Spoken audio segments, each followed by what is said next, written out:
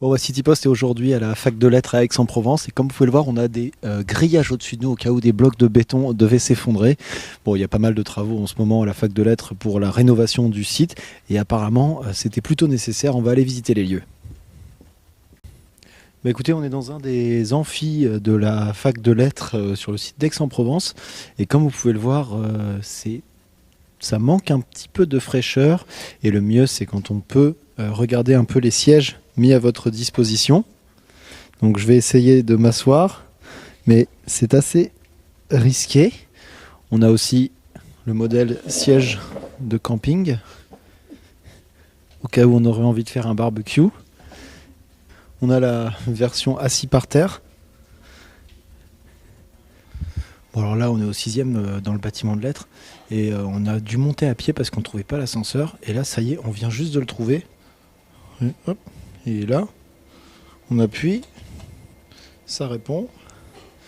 Mais en fait on n'avait pas vu, c'est écrit là, hors service. Bon, là on a encore des escaliers, mais a priori il faut quand même faire un peu gaffe parce qu'il peut y avoir des choses qui tombent de là. Un peu plus loin on voit qu'il y a une lampe qui est sur le point de s'écrouler. 6e étage, ascenseur, épisode 2. Toujours hors service, mais celui-ci en cours de réparation.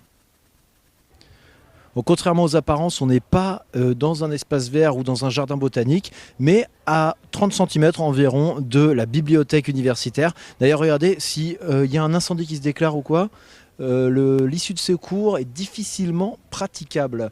Bon, ça fait un peu de Jumanji, hein. Bref, au moins on a trouvé un petit endroit sympa. Il y a une petite chaise là-bas pour ceux qui voudraient étudier au soleil. D'ailleurs, je pense que je vais y aller.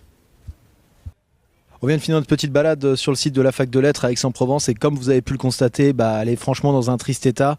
Bon, vous avez été pas mal à nous solliciter sur citypost.fr pour nous parler des inconvénients et des gênes occasionnés par les travaux. Mais bon, quand on voit ce que c'est que l'avant et quand on voit ce que pourrait être l'après des rénovations et des travaux, on se dit que ça peut franchement valoir le coup de prendre sur soi. Alors certes, certains étudiants qui viennent de rentrer en licence 1 vont subir les gênes des travaux, mais ça vaut franchement le coup. À très vite sur City Post.